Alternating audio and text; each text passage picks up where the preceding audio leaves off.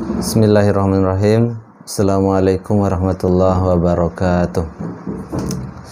Alhamdulillahi nahmaduhu wa nasta'inuhu wa nastaghfiruh wa na'udzu billahi min sururi anfusina wa min sayyiati a'malina. Man yahdihillahu fala mudilla lahu wa may yudlil fala hadiyalah. Wa asyhadu an la ilaha illallah wahdahu la syarika lahu wa asyhadu anna Muhammadan abduhu wa rasuluh. Siswa-siswiku sekalian dimanapun kalian berada, hari ini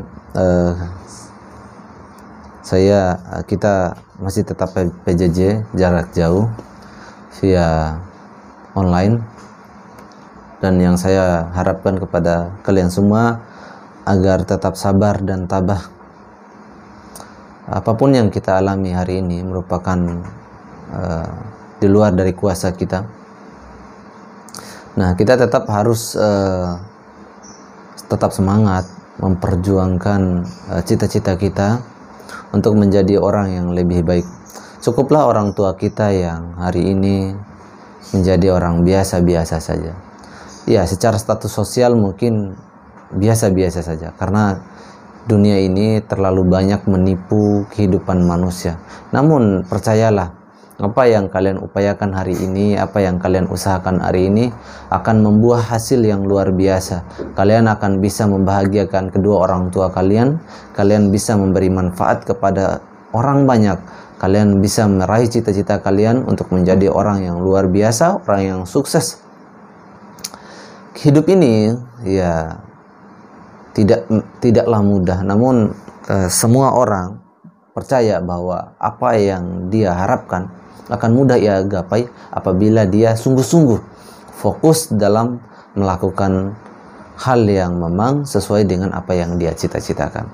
Baik pada kesempatan kali ini saya mengajak kalian semua untuk selalu bersyukur kepada Tuhan Yang Maha Esa atas apa yang telah kita miliki hari ini, karena coba kita lihat ke belakang, masih banyak orang yang tidak bisa menikmati kebahagiaan yang kita miliki.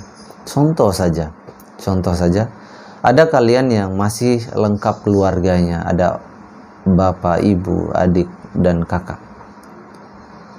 Banyak orang yang hari ini tidak memiliki itu. Patut kita syukuri atas nikmat itu. Kita memiliki keluarga yang utuh aja merupakan nikmat yang luar biasa, kesempatan yang telah Allah berikan kepada kita. Nah, siswa-siswiku sekalian dimanapun kalian berada, ingat, di kesempatan kali ini saya tidak akan memberatkan kalian.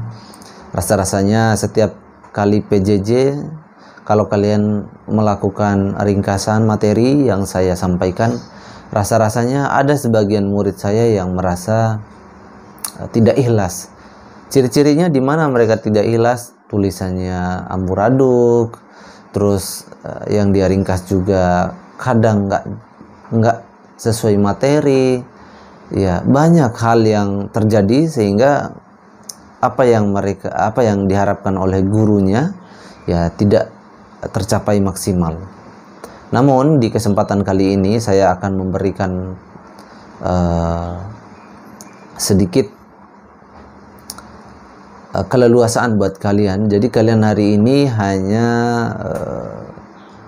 menyimak saja apa yang saya sampaikan dan mengambil hikmahnya, dan jangan lupa untuk screenshot hasil tayang kalian dan juga foto diri kalian beserta pelajaran yang kalian atau ketika kalian menayangkan.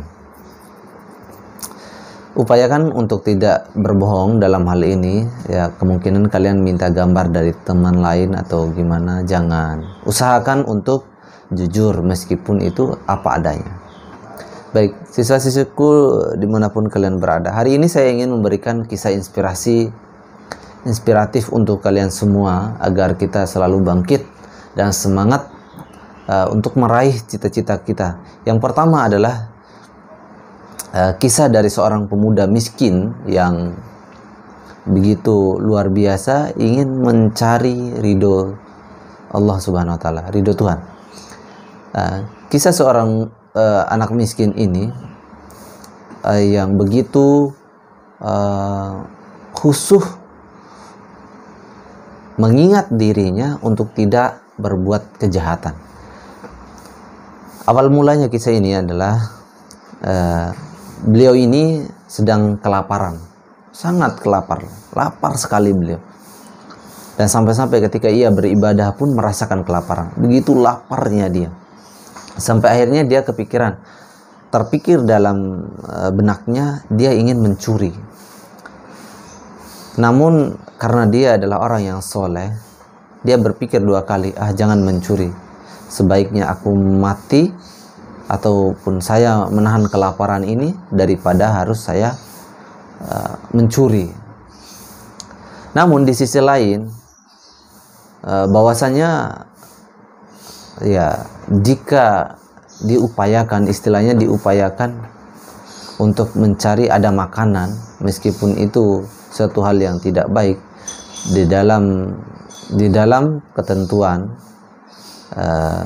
apalagi dalam nasihat-nasihat positif, orang kalau seandainya dalam keadaan lapar dan ia ingin mati, sedangkan ada makanan di samping dia dan dia tidak mendapati izin dari orang yang memiliki itu, maka dia dibolehkan untuk memakan barang tersebut. Namun pada saat di saat dia sangat lapar itu, namun tidak ada barang-barang yang bisa dia makan di sekitaran dia.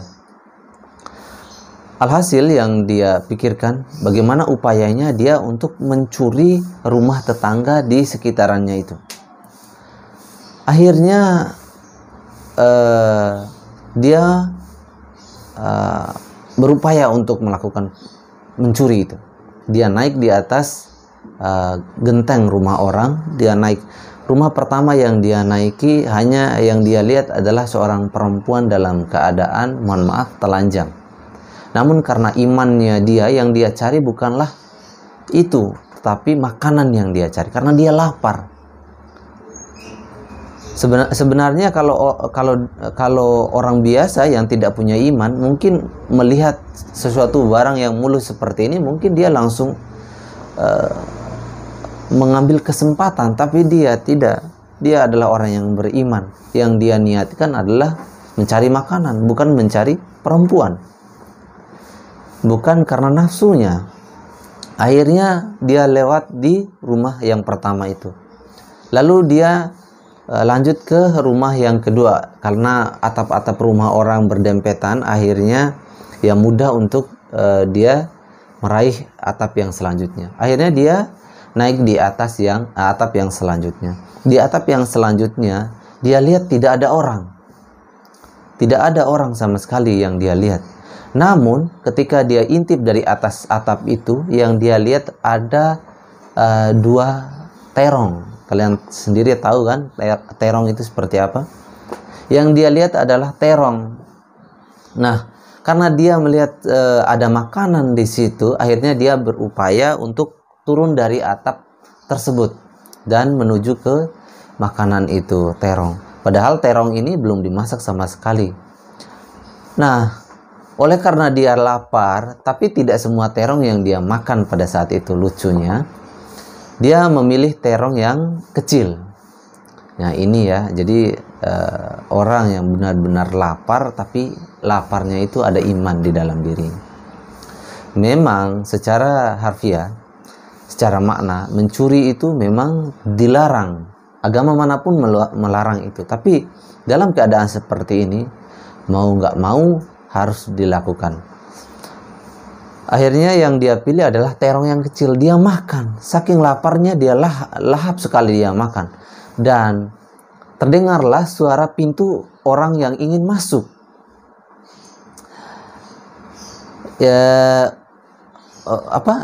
Ingin masuk dari arah dapur tersebut. Kek, kan bunyi pintu biasanya seperti itu. Kek, bunyi pintu masuk. Akhirnya tidak sampai habis terong itu dan dia simpan di tempat yang sama.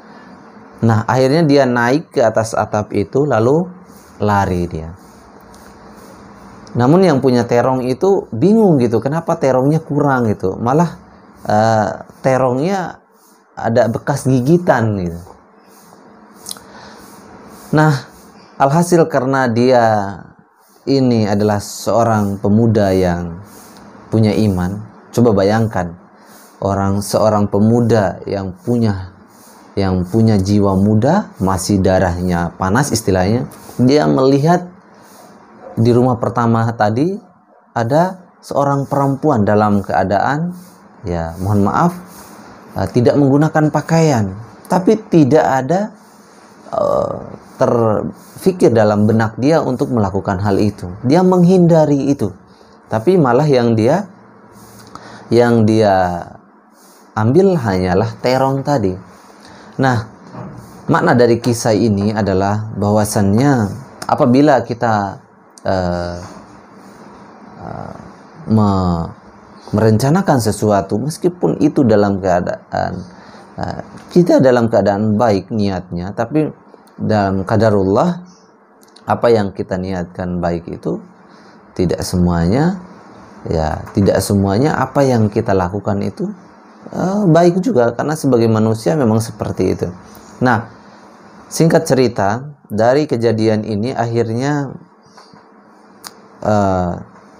ada seorang ustadz yang menanyakan kepada dia, ya istilahnya ada seorang tua di situ soleh juga pada saat itu, karena melihat hidup dia sendiri terus dan tidak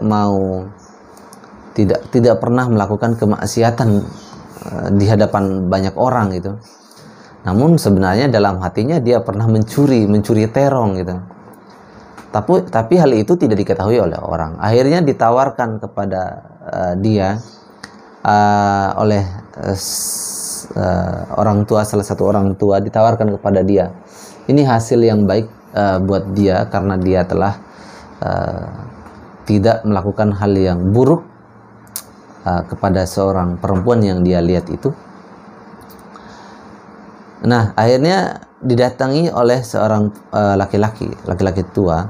Wahai anak muda, aku melihat dirimu ini sebenarnya sudah cocok untuk menikah. Kenapa kau tidak menikah? Jawabnya apa? Ya pingin sekali dia menikah, namun tidak ada perempuan yang mau dengannya. Akhirnya ditawarkan, ada, kata bapak tua itu, ada perempuan. Nah, akhirnya insya Allah kata dia. Akhirnya dibawakannya dia, baiklah, aku akan membawamu ke rumah perempuan tersebut. Nah, singkat cerita, akhirnya dia diajak oleh orang tua, para petua-petua di situ. Diadakanlah untuk silaturahim ke rumah seorang perempuan. Nah, dia bingung, ternyata rumah itu tidak jauh dari tempat ibadahnya dia. Awal dia naik tadi, masuklah di suatu rumah tidak jauh dari itu. Nah, pada saat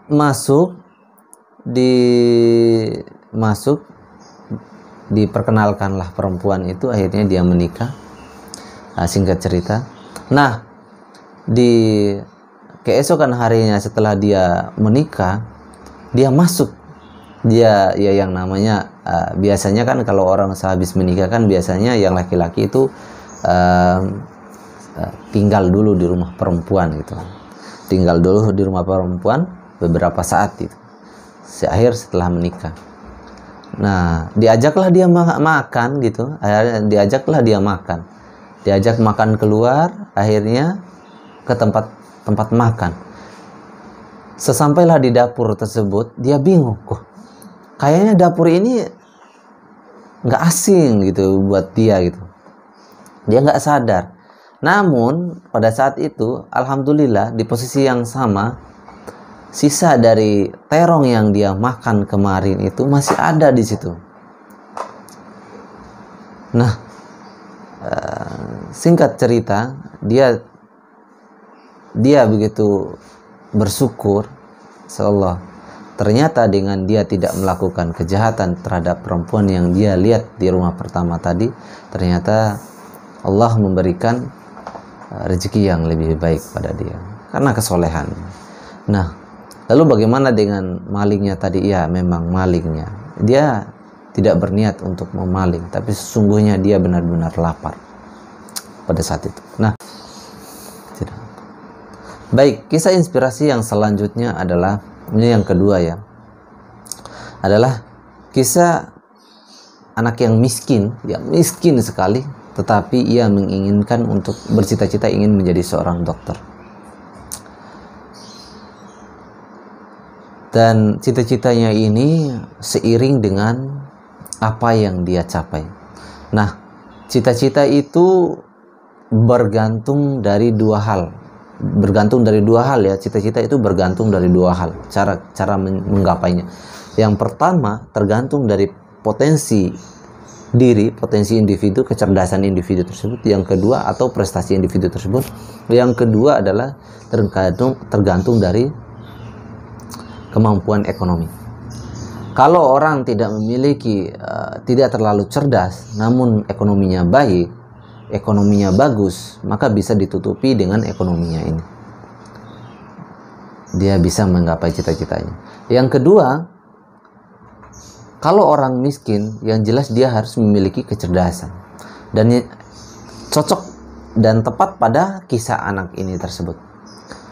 Anak ini memiliki cita-cita yang luar biasa. Cita-citanya adalah ingin menjadi seorang dokter. Menjadi seorang dokter merupakan ya suatu hal yang sangat diidamkan oleh banyak orang. Karena di samping profesi dokter ini merupakan profesi yang sangat dicintai oleh masyarakat. Lebih-lebih menjadi seorang dokter adalah merupakan orang yang seolah-olah seperti superhero gitu. Orang yang bisa membantu orang lain. Orang yang ingin mati diselamatkan oleh dia. Superhero.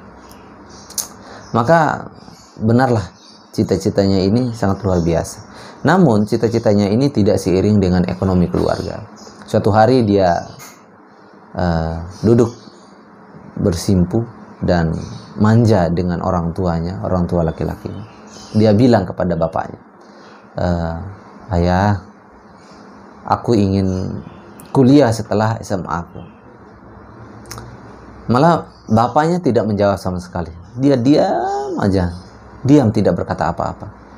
Keesokan harinya dia melihat bapaknya naik sepeda keliling. Entah kemana bapaknya. Yang dia usahakan, usaha apa mungkin, apa yang dia lakukan.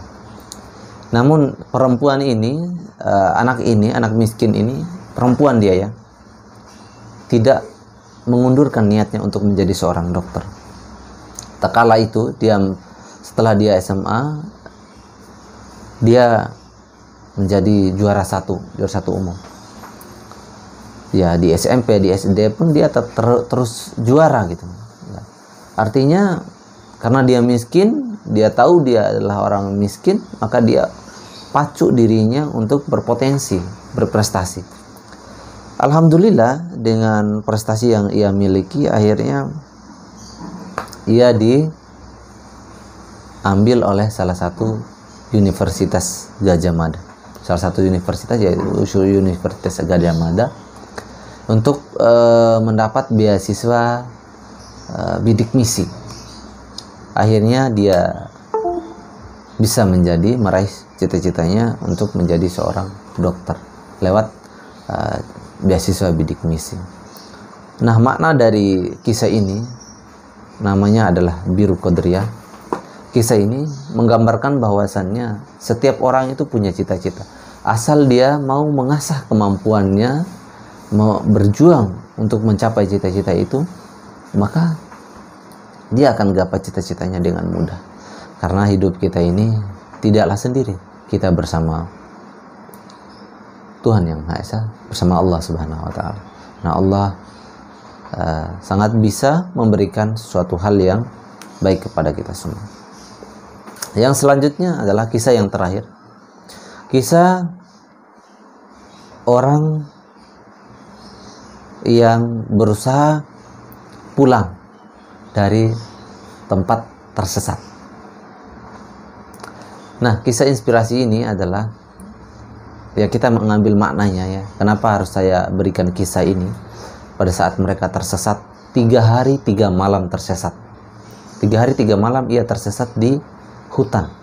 Nah, ceritanya mereka ini, ada 4 anak ini adalah pendaki gunung. Nah, pendaki gunung yang memang tersesat di hutan selama 3 hari. Nah, harapan mereka adalah apa? Harapan mereka adalah ingin pulang kembali di kampung halaman mereka. Apakah ini cita-cita? Ini menyangkut nyawa manusia. Di awal mereka mendaki gunung ini, mereka mendaftar, akhirnya mereka daki gunung. Di hari pertama mereka, sebelum mereka tersesat, mereka masih banyak stok makanan dan mereka masih menikmati berbagai macam alam sekitar. Namun ya, karena sebagai anak muda ya mungkin sifat buruknya seorang anak muda itu ingin menguji nyalinya karena penasaran. Karena mereka penasaran, mereka uji nyalinya. Ya, seperti itu. Ya, itulah anak muda. Mereka uji nyalinya. Mereka menguji nyalinya. Menguji nyali.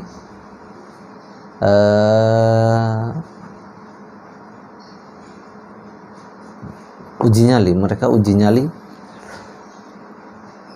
Akhirnya mereka memilih untuk mencari jalan yang ekstrim. Sampai akhirnya mereka, singkat cerita, mereka tersesat. Di hari pertama mereka tersesat, mereka masih memiliki beberapa perbekalan. Namun di hari kedua perbekalan mereka sudah habis dan bahkan air minum pun mereka tidak miliki. Di dalam hutan mereka banyak melihat sesuatu hal yang aneh. Bahkan ketika malam pun mereka tidur, mereka dihantui oleh berbagai macam godaan dan bahkan yang menyerang mereka.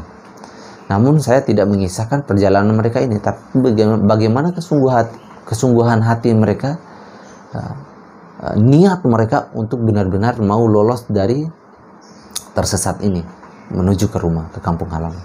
Di hari kedua mereka pernah menemukan air terjun, dan ternyata setelah mereka turun dari air terjun itu, mereka pun tambah sesat. Akhirnya mereka tetap bersama sampai hari ketiga. Mereka menemukan lagi air terjun juga, tapi air terjun yang berbeda. Namun pada saat itu ada beberapa teman mereka, ada salah satu teman mereka yang naik ke atas pohon dan melihat ke sekitaran. Dan salah satu dari teman mereka melihat ada satu perkebunan. Artinya mereka udah dekat dengan perkebunan masyarakat. Pada saat mereka turun dari air itu, mereka memang agak dalam ya karena itu adalah jurang. Akhirnya ada salah satu teman mereka yang jatuh sampai akhirnya berdarah kepalanya. Mereka coba untuk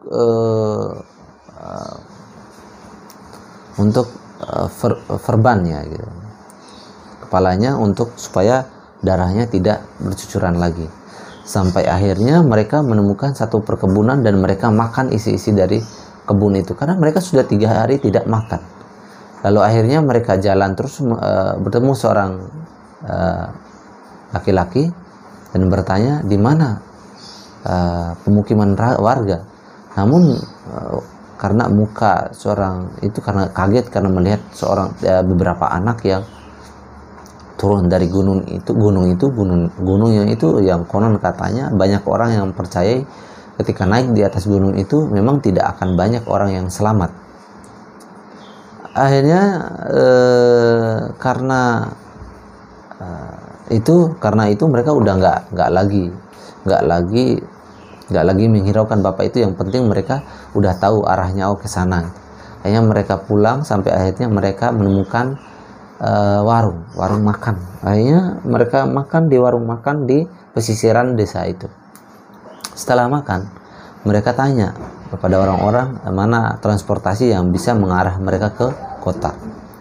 Akhirnya mereka ikut di situ dan akhirnya mereka kembali lagi.